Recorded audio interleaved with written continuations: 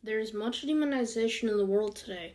The devil is prevailing because contemporary individuals have granted him numerous rights and are subjected to terrifying demonic influences. It has been aptly said, once the devil used to deal with people, but not anymore.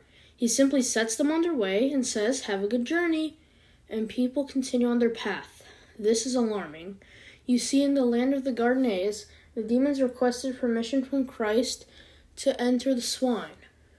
This occurred because the swine did not give the devil the right to enter them. Christ allowed them to enter as a means of punishing the Israelites, who were prohibited from consuming pork. Father, there are some who say that the devil does not exist. Yes, someone once told me, remove from the French translation of the book of St. Arsenius of Cappadocia those parts that refer to the possessed, because Europeans won't understand them. They don't believe that the devil exists. You see, they explain everything through psychology. If those demon-possessed individuals from the gospel had gone to psychiatrists, they would have been subjected to electric shocks. Christ took away the devil's power to do harm. Only if a person grants him the power can he do harm.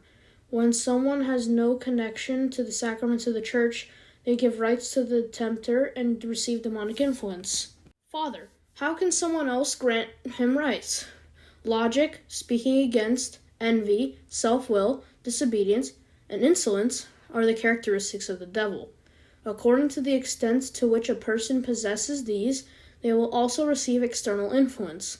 However, when the soul becomes purified, the Holy Spirit will dwell within the person and fill them with grace. But if the soul becomes stained with mortal sins, the clear Spirit will dwell within them. And when the soul is not stained with mortal sins, it is only under the influence of the cunning spirit. In our era, unfortunately, people do not want to cut off their passions with their own will, and they do not accept advice. Besides this, they also speak with insolence, thus driving away the grace of God. And after this, wherever the person may be, they cannot grow as they receive demonic influences. They are outside of themselves because the devil commands them from the outside. It is openly within them, God forbid, but even from the outside the devil can give commands.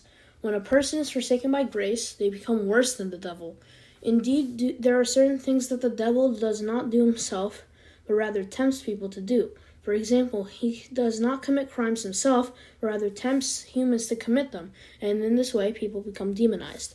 Excerpt from With Pain and Love for Contemporary Man, St. Paisios the Athonite, Evangelismos Publishing House.